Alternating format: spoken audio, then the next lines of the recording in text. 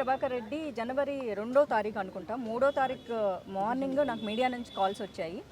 నన్ను చాలా పచ్చి బూతులు తిడుతూ, సో ఇప్పుడు మళ్ళీ పదే పదే నేను అదే బూతు నా నోటి నుంచి నేను ఉపయోగించాలని నాకు ఇంట్రెస్ట్ లేదు. ఆ వర్డ్ నన్ను చాలా చాలా హర్ట్ చేసిందండి. ఎందుకంటే నేను జాబ్ చేసుకుంటున్నా, ఆల్మోస్ట్ 2-3 ఇయర్స్ నుంచి జాబ్ చేస్తున్నా. 2015 నుంచి కూడా నేను జాబ్ చేసుకుంటూనే ఉన్నా. సినిమాలు చేయకపోతే మనుషులకి ఇక బ్రతకడానికి ఏమీ లేదు, ఇక అతను చెప్పిన ఏదైతే ఒక వృత్తి ఉందో ఆ వృత్తి తప్ప వేరే ఆప్షనే లేదు సినిమా వాళ్ళకి అన్నట్లుగా చాలా రోజుల నుంచి చాలామంది మాట్లాడుతున్నారు. సోషల్ మీడియాలో ట్రోలింగ్ చేసే వాళ్ళు కూడా మాట్లాడుతున్నారు. బట్ మొహాలు కనిపించిన వాళ్ళు, మాస్కులు వేసుకున్న వాళ్ళు ఏం మాట్లాడినా కూడా ఓకే. బట్ సినిమా ఇండస్ట్రీకి వచ్చేవాళ్ళు చదువు సందే లేని వాళ్ళు ఇక సినిమాలో యాక్టింగ్ మానేసేస్తే ఇంకోటి బతుకుతారని. బట్ నాకు అంత అవసరం లేదండి. నేను డబుల్ మాస్టర్స్ చేశాను, నేను జాబ్ చేసుకుంటున్నాను, నేను జాబ్ మీదే బతుక్కుంటూ ఉన్నాను. ఎవరికి నేను ప్రూఫ్లు చూపించక్కర్లేదు. ఎందుకంటే సిన్సియర్గా నా శాలరీలో ట్యాక్సులు కట్ అవుతున్నాయి, గవర్నమెంట్కి ట్యాక్స్ కడుతున్నా. నన్ను అలాంటి మాట అన్నప్పుడు దట్టు ఒక పాలిటీషియన్, ఇది ఖచ్చితంగా కన్సిడర్ చేయాల్సిన విషయం అండి. ఆ సీనియర్ పాలిటీషియన్ జేసీ ప్రభాకర్ రెడ్డి, ఆయన్ని చాలామంది అన్నారు అది ఆయన వాడుక భాష అని. నేను ఒకటే అడగాలనుకుంటున్నాను, అదే వాడుక భాష నాకు అర్థమవుతుంది కాబట్టి అదే నాకు కూడా వాడుక భాష ఎందుకు కాకూడదు? సో సంస్కారం లేకపోతేనే అలాంటి మాటలు వస్తాయి. నేను ఎక్కడ కూడా హార్ష్గా రియాక్ట్ అవ్వదలుచుకోలేదు.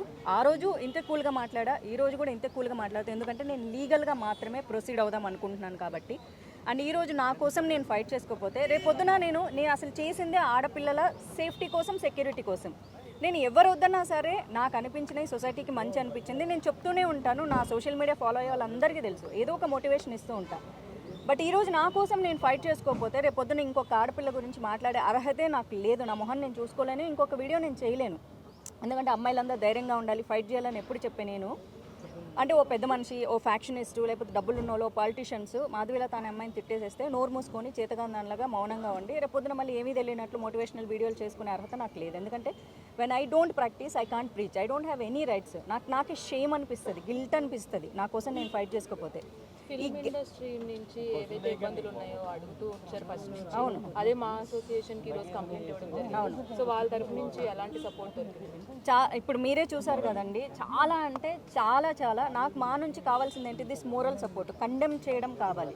ఎందుకంటే ఇక్కడ నాకు సినిమా ఇండస్ట్రీ నుంచి భయంకరంగా అన్యాయం జరిగితే వీళ్ళు చేసే న్యాయం వేరే ఉంటుంది. బట్ సొసైటీ పదే పదే యాక్టర్ల పేరుతో అవమానిస్తున్నప్పుడు నేను ఇక్కడ జరిగే ఆడపిల్లల అన్యాయాల గురించి చాలాసార్లు మాట్లాడా, మీ అందరికీ తెలుసు. అండ్ సినిమా ఇండస్ట్రీలో జరుగుతున్న విషయాల గురించి చాలా హార్ష్గా కూడా మాట్లాడా. బట్ అంత హార్ష్గా మాట్లాడినా సినిమా ఇండస్ట్రీలో ఉండే బ్యూటీ ఏంటంటే ఎన్నిసార్లు ఎన్ని మాటలు అనుకున్నా మన అనే సమస్య వచ్చినప్పుడు ఓన్ చేసేసుకుంటారు. సో నేను కాల్ చేసిన వెరీ నెక్స్ట్ మినిట్, అసలు లేట్ కూడా లేదు, వితిన్ వన్ మినిట్లో నాకు కాల్ బ్యాక్ చేశారు. అండ్ విన్నారు, మొత్తం విన్నారు సమస్య ఏంటి అని. ఇక్కడ అందరూ నా ఫ్రెండ్సే, సినిమా ఇండస్ట్రీలో ఫ్రెండ్స్ కాని వాళ్ళు ఎవ్వరు లేరు. బట్ స్టిల్ ఇక్కడ ఫ్రెండ్షిప్ అనేది మ్యాటర్ కాదు, మ్యాటర్ ఏంటి అన్నారు. నేను చెప్పింది వాళ్ళకి రైట్ అనిపించింది. నేను ఎప్పుడైనా కరెక్ట్ పాయింట్ మీదే అడుగుతాను. ఎందుకంటే ఈ రోజు వరకు నేను ఛాంబర్కి వచ్చి నేను ఒక కంప్లైంట్ పెట్టింది లేదు. నేను పర్సనల్గా నేను ఏదైనా డీల్ చేసుకోగలను. బట్ వీళ్ళకి అది న్యాయం అనిపించింది కాబట్టి చాలా ఫాస్ట్గా రియాక్ట్ అయ్యారు. విష్ణు గారితో మాట్లాడంటే he said immediately okay take it అన్నారు. అండ్ ఇప్పుడు మీరు చూసారు వచ్చి ఎంత స్వీట్గా వాళ్ళు రెస్పాండ్ అయ్యారు అన్నది. ఎలా ప్రొసీడ్ అవ్వాలనుకుంటున్నారు నెక్స్ట్? అది మీకు తప్పకుండా ఇన్ఫార్మ్ చేస్తానమ్మా. మాధవి గారు, మీరు బీజేపీలో చాలా కీలకంగా ఉన్నారు. బీజేపీ వాళ్ళ నుంచి ఎలాంటి సపోర్ట్ వచ్చింది ఏంటంటే?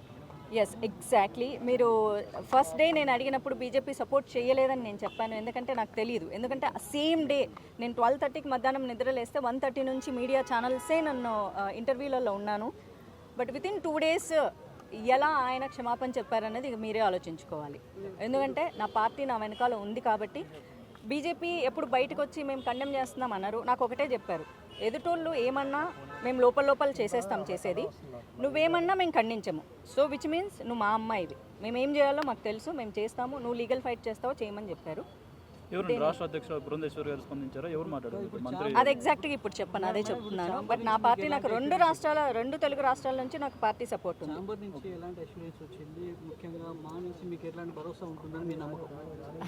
ఇప్పుడే చెప్పారు కదా, నేను అడిగిందే సినిమా ఇండస్ట్రీ తరపున ఆడపిల్లలకు ఏదన్నా ఇలా నోటుకొచ్చిన మాటలు మాట్లాడితే ఖచ్చితంగా ఖండించమని అడిగాను. అంతే కఠినంగా మీ ఎదురుగే ఖండించడం కూడా జరిగింది కాబట్టి. అండ్ మళ్ళీ ఉమెన్ సెల్ బాడీకి డిసిప్లినరీ దానికి రెఫర్ చేసి మీటింగ్ పెట్టి మళ్ళీ దాని మీద మాట్లాడతామని కూడా చెప్పారు. సో ఫర్దర్గా ఏంటంటే మనకు ఒక అసోసియేషన్ ఉండేది ఎందుకు, ఒక అమ్మాయిని ఏదైనా అన్యాయం జరిగితే న్యాయం చేకూర్చేది వేరు.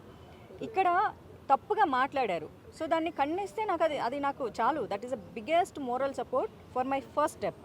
ఇండస్ట్రీలో ఉన్న అమ్మాయిల్ని చాలా చులకనగా మాట్లాడడం, చులకనగా చూడడం అనేది సో ఈ వికృత అంటే సోషల్ మీడియాలో ఇంకా ఎక్కువగా అవుతూనే ఉంది, చిన్న కామెంట్స్ పెడుతూనే ఉన్నారు. సో దాని మీద ఈ ఫైట్ అనేది ఎంతవరకు వెళ్తానిస్తుంది, ఏ దిశలో వెళ్తుంది? ఎగ్జాక్ట్లీ అండి, ఇది చాలా సంవత్సరాల నుంచి జరుగుతుంది. యూనో మీడియాలో ప్రతిసారి డిస్కషన్లు, డిబేట్లు కూడా నడుస్తూ ఉంటాయి. సోషల్ మీడియాలో నేను ఎప్పుడు ఇవ్వాలో కౌంటర్లు ఇచ్చేస్తూ ఉంటా. 100 సార్లు తిడితే నోరు మూసుకుంటా, 101 మాత్రం రివర్స్లో అంతే తిడతాను. కానీ ఇప్పుడు ఫేస్ కనిపించిన వాళ్ళు లేకపోతే ఎవరో ఫేక్ ఐడీలు పెట్టుకునే వాళ్ళని మనం ఎంత తిట్టినా వేస్ట్ అండి. బికాజ్ వాళ్ళకి నాలెడ్జ్ లేదు, they are not much educated. ఇప్పుడు చదువుకున్న వాళ్ళు మీలాగా పని చేసుకునేటోళ్ళు మీ పని మీరు చేసుకుంటారు, అసలు ఓపిక కూడా ఉండదు. ఏదో చూస్తారా, వదిలేస్తారా, వెళ్ళిపోతారు. వెళ్ళిపోయి పని కట్టుకొని కామెంట్స్ పెట్టరు. హెల్దీ కామెంట్స్ పెట్టే వాళ్ళు ఎప్పుడు మంచిగా ఉంటారు. అలాంటి వాళ్ళని వదిలేస్తే పాలిటీషియన్స్ కూడా ఇలాంటి మాటలు మాట్లాడుతున్నప్పుడు అది ఖచ్చితంగా మనం కన్సిడర్ చేయాలి. ఎందుకంటే పాలిటీషియన్స్ని చాలామంది ఫాలో అవుతారు అండ్ వాళ్ళు చెప్పింది నిజం అనుకుంటారు వాళ్ళ ప్రజలందరూ కూడా. సో అది నిజం కాదు. ఇప్పుడు నా మీద వచ్చింది కాబట్టి నేను ఖచ్చితంగా నేను ఇందాకే చెప్పినట్లు వేరే అమ్మాయిల సేఫ్టీ గురించి మాట్లాడిన నన్ను వాళ్ళు ఏమో చేస్తారు. అఫ్ కోర్స్ మీ అందరికీ తెలుసు వాళ్ళు ఫ్యాక్షనిస్టులు, ఒకప్పుడు చాలా ఫ్యాక్షనిస్టులు అండ్ వాళ్ళ మీద చాలా బోల్డ్ అండ్ క్రిమినల్ కేసెస్ ఉన్నాయి. They have lot of money. నా లైఫ్కి థ్రెట్ కూడా ఉండొచ్చు. ఇప్పుడు నేను ఇక్కడ మొదలు పెట్టా, రేపొద్దున నేను లీగల్ తీసుకుంటాను, నా లైఫ్ థ్రెట్ ఉండొచ్చు. రేపొద్దున నాకు చిన్న స్క్రాచ్ పడినా నన్ను చంపేయాలనుకున్నా అఫ్ కోర్స్ నేను ఒంటరిగానే పోరాడుతున్నాను. ఆ థ్రెట్ నాకు ఉంది. But I'm Brave enough to fight. Women కమిషన్కి కంప్లైంట్ ఇచ్చానండి. I spoke to women commission chairperson గారితో మాట్లాడాను, విజయ రాహవత్ గారు. ఆవిడకి పర్సనల్గా కాల్ చేసి మాట్లాడాను అండ్ మెయిల్ పంపించడం జరిగింది. నాకు మెయిల్ రిజిస్టర్ వచ్చింది, ఎకనాలెడ్జ్మెంట్ వచ్చింది. అట్లాగే హ్యూమన్ రైట్స్ కమిషన్ వాళ్ళతో కూడా మాట్లాడడం జరిగింది. దాని కేస్ నంబర్ కూడా వచ్చింది, 2 వచ్చాయి. నేను మీకు ఇస్తాను. Okay. Please subscribe Telugu Politics.